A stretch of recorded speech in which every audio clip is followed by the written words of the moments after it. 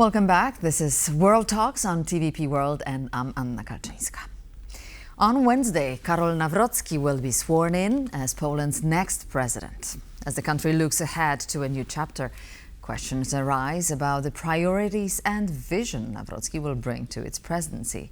His ascent follows 2 terms of Andrzej Duda, whose tenure was marked by both strong support for conservative circles and significant political polarization.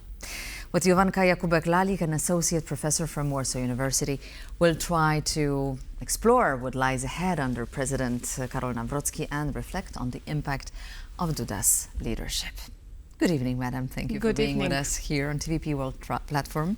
So, from controversial judicial reforms to foreign policy challenges, what were the key traits of Andrzej Duda's presidency?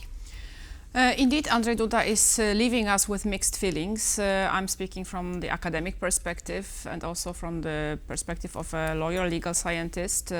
So a lot of damage has been done during his presidency to the constitutional order of Poland. And also the challenges that were brought by this kind of ultra-conservative worldview when it comes to protection of minorities and human rights were also very visible in his 2 terms of presidency. So indeed, the legacy of Andrzej Duda is mixed. However, I would say on a very negative side.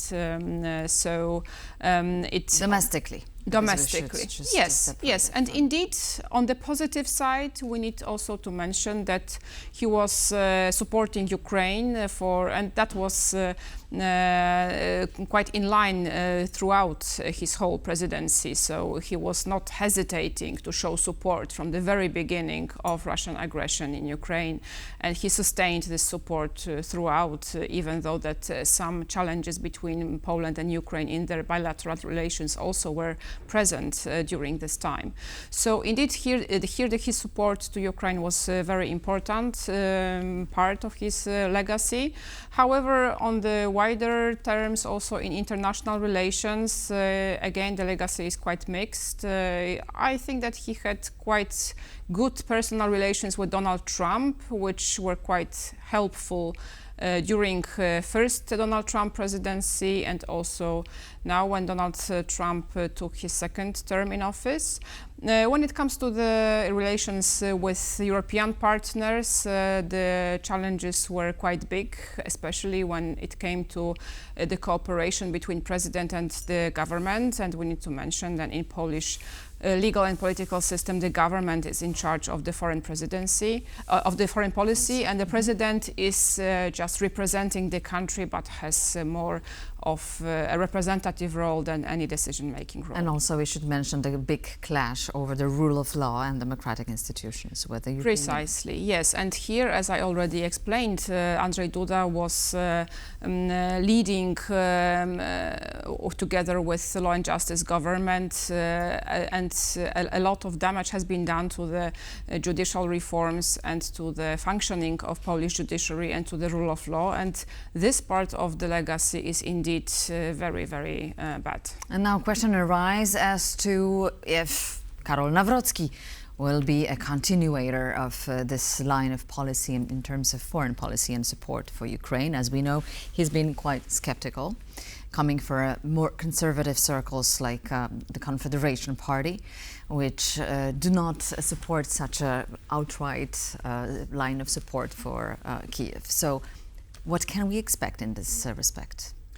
Well, we don't know much because Karol Nawrocki is a relatively new figure to Polish politics. He was not an active politician. He has never been a member of parliament or a minister in any government, so we do not really know what to expect from him. However, from the electoral campaign and also from the, let's say, first personal decision that he's already taken when it comes to the people who will be appointed to his chancellery, we can see that the style of his presidency will be very different to Andrzej Duda's, and also we might expect much more radical shifts and much stronger positions on some of the topics. So there personality for sure is different, and their style of presidency might also look very differently. Well, first of all, Karol Nawrocki is different domestically. Andrzej Duda was more sort of, it was always underlined that he's being very linked to law and justice. How about Karol Nawrocki? Is he more lenient toward law and justice or towards conservative, even more conservative, the Confederation Party? Well, Karol Nawrocki, first of all, was not supported in party line from law and justice side. So he was declared as an independent candidate, just supported, but as an independent Coming candidate. from a background of the Institute of National Remembrance. Exactly. So he is a historian. He was involved in leading the museum in Gdańsk, and then also being the president of the Institute for National Remembrance, so he was known from this kind of side, not from political side. However, his views, as he explained and declared during electoral campaign and in some of the interviews, seem to be quite radical. So indeed, he might not really be aligned to the core principles of law and justice party, but more leaning towards Konfederacja or even Korona Polska, so the Polish crown by Grzegorz Braun. So we don't really know what to expect, and time will tell, I guess, what kind of political choices and preferences he will show. We'll be watching closely. But how about the possible cooperation between the big palace and the Minister for Foreign Affairs? As we know, the President and the Minister for Foreign Affairs, in this case, the Deputy Prime Minister now, Radosław Sikorski, both co-shape the foreign policy. What would you expect? I would still underline that the foreign policy is shaped by the government. Still, the president has more of a representative role. However, indeed, the role that he plays in international politics and representing Poland also depends on his personality and style of presidency. So indeed, we have here two very strong actors when it comes to personalities. On one hand, the new president, Karol Nawrocki, on the other, Radosław Sikorski, who is very well known and very well connected internationally. He's also a very charismatic politician. He's known for his speeches delivered in the United Nations Security Council. So this kind of support that he's gaining via this kind of declarations is also quite important when it comes to representing Poland on the international arena. Of course, time will tell again when it comes to the relations between those politicians and how they will be influencing one another.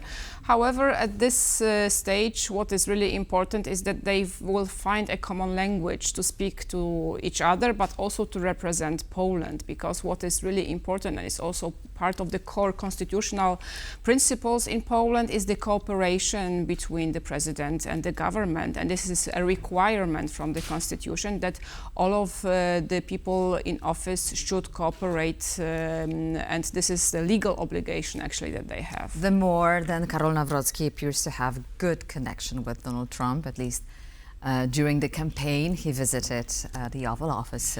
In the ideal world, the president who is well connected to the right-wing American politics would be aligning Polish interests with current American presidency, whereas the government, who is much better connected to the European partners, would be working on this side. But indeed, to have this situation, they would need to really agree on the priorities and also agree on how they are playing together as a team, and this would be the ideal situation. Right, rightly so. So Radosław Sikorski already consulted Andrzej Duda about a possibility and ways of getting to Karol Nawrocki and how to cooperate in the future. So that would be a good sign that a sort of a cooperation is sought by both sides. So what are the main political and social expectation that faces Karol Nawrocki today as he's taking office? I think that because he's a new figure to Polish politics, a lot of people are quite interested in what will happen. So he has this kind of freshness that he's bringing to Polish politics. And also because we cannot really say much about his policy preferences and policy choices, it is still quite an unknown situation what will happen in next weeks. So we can say that there are different possible scenarios. The ideal scenario, as I already mentioned, would be to cooperate with the government and to kind of divide the topics between those two areas of power in Poland.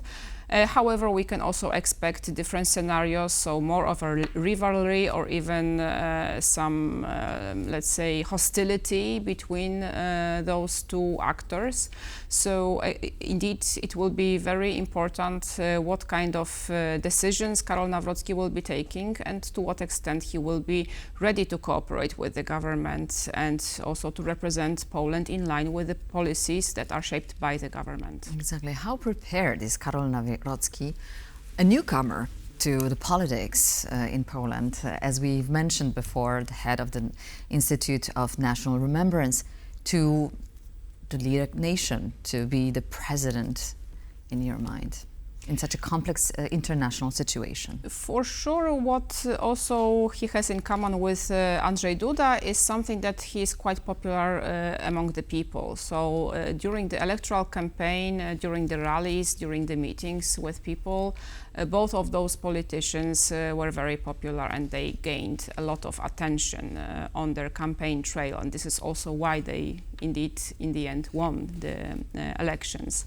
To what extent those experiences will be helpful in his presidency, we will see, because this is a totally different story to be popular and to speak to the people, to be this kind of even populist, we can say, politician. But it's a totally different story when you are in office and you need to take really serious decisions, and also to speak to the very experienced politicians who actually are trying to also play their own games, and you need to be really smart, skillful in terms of representing the country to actually participate in this kind of games. And not to let the history loom too much on the present situation, especially in the context of Ukraine and its war with Russia. Thank you so much. Jowanka Jakubek-Lalik was our guest here on TVP World. Thank you so much for joining us. Thank you, my pleasure. And thank you for watching World Talks. Please stay tuned to TVP World for more features.